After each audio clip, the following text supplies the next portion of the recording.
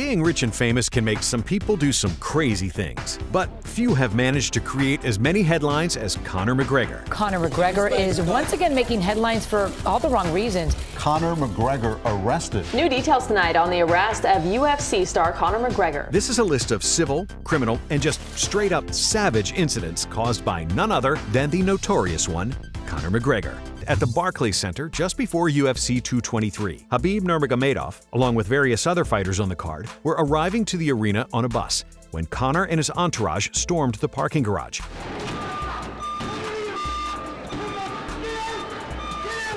McGregor, after snorting too many lines of Red Bull, launched a full-scale assault on the bus. Whoa! Smash the windows! Conor was angry over an earlier incident involving Khabib and one of his teammates, so naturally, the only way to settle the feud was to launch a metal dolly through the bus window. The glass shattered in multiple fighters' faces, including Michael Chiesa and Ray Borg, causing a laceration to Chiesa's face and embedding particles of glass in Borg's eye. That glass, when it broke, turned into almost dust in the thing, and it actually cut the eyeball, the cornea and the retina of Ray Borg. Both fighters had to be removed from the card due to the injuries. A UFC employee also suffered a broken knuckle during the attack. UFC President Dana White said the incident was the most disgusting thing that's ever happened in the history of the company. This is the most disgusting thing that has ever happened in the history of the company. So disgusting that he decided to use the footage in an upcoming promo for Conor McGregor's next fight to help sell tickets. How many times they show Conor throwing that dolly? Oh. How many times they show that, even in the promos? I hated when that happened. It was a terrible thing that Conor did that. God damn, that sold some tickets. Conor was arrested later that day and charged with multiple felonies, including 3 counts of assault and 1 count of criminal mischief. After spending a minute or two in jail, Conor used the change from his left pocket to make bail. And when the legal dust finally settled, all of Conor's charges were dropped and instead replaced with 1 count of disorderly conduct. I'm thankful to the DA and the judge for allowing me to move forward. I want to say to my friends, my family, my fans, thank you for the support. Thank you.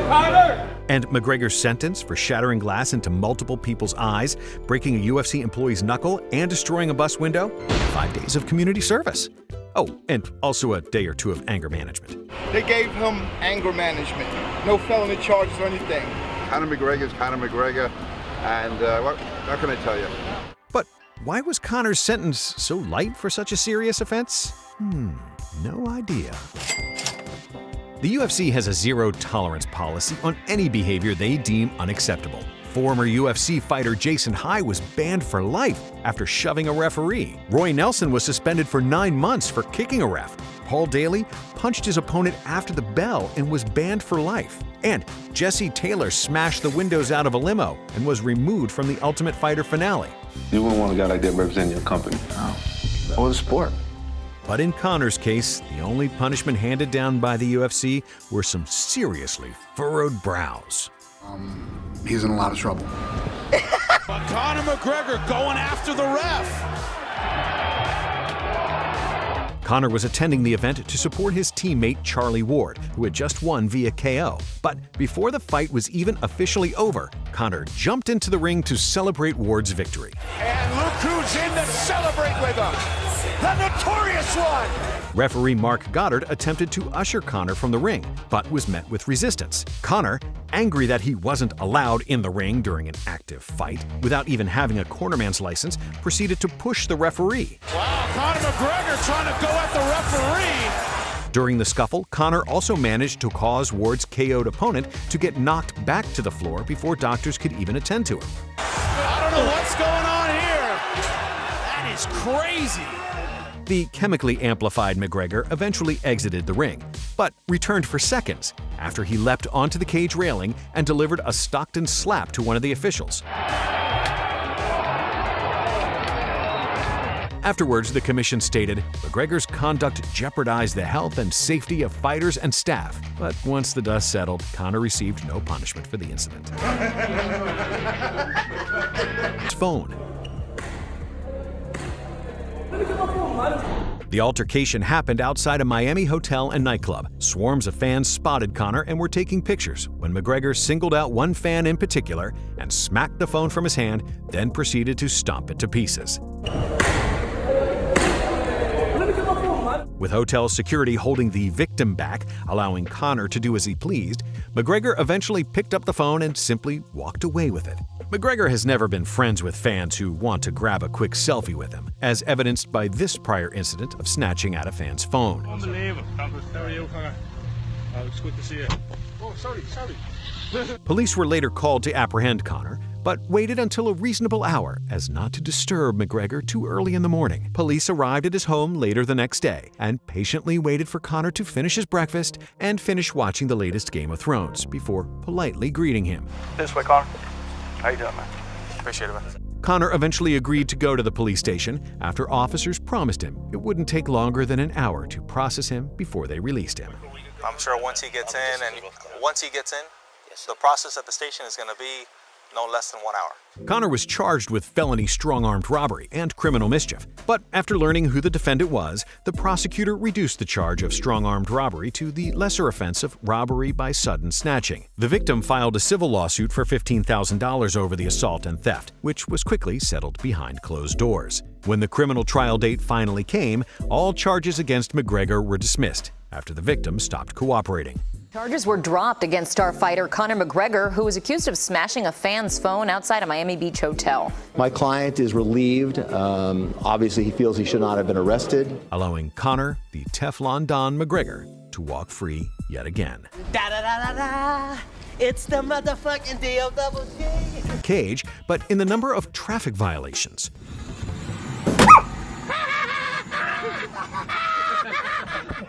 McGregor has racked up over a dozen traffic violations due to reckless driving, driving without a license, speeding, and much more. The court heard Conor McGregor has 12 previous convictions for road traffic offences dating back over 10 years. In 2017, Conor was pulled over for going 95 miles per hour in a 60. After missing his initial court date and failing to pay the fine, he was banned from driving for 6 months and fined €1,000. Given the substantial amount of previous infractions, the judge said McGregor was lucky his punishment was so light. The judge also told Conor McGregor that he was fortunate not to be facing more serious charges, such as careless or dangerous driving, as 8 out of 10 motorists are charged with those offences. McGregor's lawyer stated that he believed Conor shouldn't be punished at all, as the negative publicity would be punishment enough. His solicitor told the court today that these proceedings would reflect very badly on the mixed martial arts fighter, and the resulting negative publicity would be a punishment in itself. When McGregor finally showed up to court, he stated, "I didn't realize I was going that fast," which is really just the real-life equivalent of this excuse. I didn't know I couldn't do that. Of dangerous and gross projectiles. Conor, don't throw those Conor! Conor! The UFC 202 press conference got heated after an exchange of words between Conor and Nate Diaz. Get the out of here! Get the out of here! After having a water bottle hurled in his general direction from Nate Diaz, McGregor returned fire and indiscriminately launched multiple full cans of Monster Energy into the crowd. That's all right. Hey, Conor, don't throw those Conor! Unfortunately, the cans missed their intended targets and instead hit one of the nearby security guards. Rather than take responsibility for his actions, McGregor opted to blame the security guard for getting hit, stating security should have broken up the incident before it even started. The guard who was hit with the can filed a lawsuit against Conor for $95,000, which included $5,000 worth of medical bills. I'm on probation up to my eyeballs in ongoing and incoming civil cases. McGregor's lawyer called the lawsuit frivolous, but settled out of court for an undisclosed sum.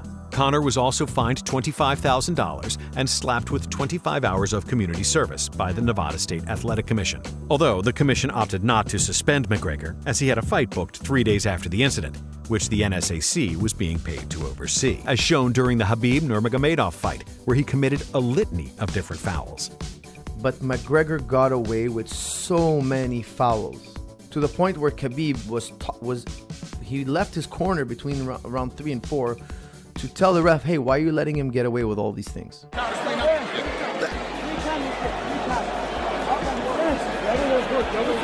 Count 1 point. Hey, he shouldn't be talking. First of all, the worst foul is he need Khabib illegally from the bottom. So now, I think he's getting smashed. I agree, but if you have no choice either. Illegal knee on the ground by Conor. McGregor was holding the fence on the last takedown. He's done this time and time again, and when you try to stand up without hand control, he throws you. Another warning from Herb Dean for a fence grab there. Okay, before that, he had held the shorts. I've never seen anybody be able to straighten the leg out like that. The way he hangs, and he almost knee bars you. He was grabbing Khabib's gloves. As long as Conor's controlling your wrist. He's grabbing the glove there. He's got his glove. He's got his glove underneath. Well, Conor was grabbing his glove, which is illegal. He had put his toes in the fence after being told not to. A knee to the head of a downed opponent. Can't interlock the toes in the fence. McGregor got away with that one, still doing it. Herb Dean should be warning him there. Grabbing the fence seems to be McGregor's foul of choice, and he's used it for extra leverage to finish off opponents. This could be it. That is it. He's also grabbed the fence countless other times throughout his career.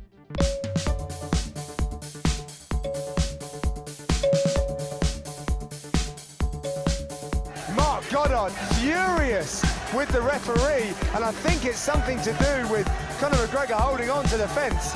But anyway, back to the action. Conor also fouled Floyd Mayweather over 14 times, with every trick in the book during his boxing debut, including a low blow, Saying lovely work, beautiful work, body shot by McGregor. Low blow. over a dozen punches to the back of the head, I wasn't expecting Floyd to be against the boat. Don't do that. Don't do that. That's illegal. That's his powered shot. You cannot do that. That is illegal. That was an illegal shot. You can't hit him there. That you can't hit him on the back of the head. Both shots landed there. That is not a legal shot. Back of the head. You cannot do that. He's done a lot of subtle things in there. and even faked an apologetic glove touch, only to deliver a sucker punch instead. McGregor has also come under fire several times for his multitude of insensitive comments towards other fighters' religions and ethnicities. The most recent example was a quickly deleted tweet Conor sent to Khabib Nurmagomedov, where he posted an image of Khabib and his wife's wedding. In the tweet, he referred to Khabib's wife as a towel due to the traditional Islamic garb she was wearing. McGregor also followed up by tweeting, "Plot twist, it's a goat under that towel." Conor also tried to offer Khabib, who doesn't drink due to his religion, alcohol. I'm gonna go like my last fight. Like, I don't drink. Why don't you drink? I don't drink. Why don't you drink? I never drink. After Khabib refuses, Conor then refers to his beliefs as backwards. I never drink. You're mad backwards. But Khabib wasn't the only one on the receiving end of McGregor's vitriolic comments. Conor has also referred to Latino fighter Nate Diaz as a cholo gangster and a crackhead essay. He's like a little cholo gangster from the hood. Crackhead essays. Conor has also called Dennis Seaver a Nazi just because he's German and made multiple insensitive comments to Floyd Mayweather and his team. Juicehead monkey. Juicehead monkey. I just didn't like when he called us monkeys. The most Conor could muster for an apology was a tweet saying he was sorry. Dance for me, boy. Years before Conor made it big in the UFC, he was busy tarnishing his reputation before he even had one. His coach, John Kavanagh, would host local MMA events and enlist the help of fighters from his gym to help sell tickets. In exchange for selling the tickets, they could keep a small commission of the sales. Conor was able to use his vibrant and charismatic charm to offload over 500 euros worth of tickets. But instead of taking his commission, decided to just keep all the cash for himself and left Kavanagh's gym. According to his book, Kavanagh stated, "That little shit who took my money and ran away stole roughly 500 euros from his longtime coach." The book also stated that Conor would rarely even pay his gym fees. After Conor's mother called Kavanagh, imploring him to let Conor back into the gym, Kavanagh agreed and even let Conor keep the money, stating, "If I didn't wipe the slate clean, he was never going to come back." The event would be closed to the public, with only select journalists and UFC staff to be permitted to attend the event. But Conor announced via his Twitter that fans who showed up to the event with a purchased bottle of Proper 12, McGregor's own brand of whiskey, would be allowed into the venue to attend the press conference. Conor even promised that if you purchased 2 bottles, you could skip straight to the front of the line. When the day of the press conference finally arrived, fans showed up at the doors of Radio City Music Hall with their bottles of Proper 12 in hand. Unfortunately for them, entry was promptly denied by security. Son, I'd like you to step away from this vector and get into a different coordinate pronto. There's no access for you in this quadrant. Leaving the fans out in the cold. But hey, at least they had a bottle of delicious high-end whiskey to keep them warm, right? And it's not got a lot going for it, no. I don't want to say that this is a fantastic whiskey, because frankly it's not. But not a lot going on there, honestly. I had a lot worse. Oh, jeez. Conor didn't apologize for standing the fans up, but did issue an official apology for selling too many bottles of whiskey. Where's the fans at? That's who we fight for. That's who pays the bills. That's who deserves this show. In fact, Conor has announced his retirement multiple times, disappointing his fans and leading them to believe they will never see him compete again. Conor's first retirement was announced in 2016 when he tweeted, "I have decided to retire young. Thanks for the cheese. Catch you later." Then, as soon as he finalized his new contract, he was back in the octagon just 4 months later, making it one of the shortest retirements in history. McGregor pulled this trick again in March of 2019, announcing his retirement from MMA, then only a day or two later announced he plans to be back in the cage by July. What's next? I'm waiting. We're waiting for you. Well, my next fight, we're in talks for July. So we'll see what happens. A lot of politics and going on. The fight game is a mad game. McGregor also has several criminal and civil investigations currently underway, including an incident where a man claimed McGregor punched him in an Irish pub, as well as a sexual assault case that's been ongoing since December of 2018, neither of which have been proven in court as of yet. While McGregor has solidified himself as one of the most polarizing figures in MMA history, he's also become one of the most controversial. Smash the windows! Conor is still riding on his massive waves of success, but leaving a line of innocent victims in his wake. Many celebrities and athletes have taken the same path. Some made it through the adversity, and some didn't. Though it's still unclear where Conor's path will lead, we can be certain of one thing: the world will be watching. Do you like breaking the rules? Yeah, I do. I mean, I am the rule. In the middle of the street I walk. Who's gonna stop me?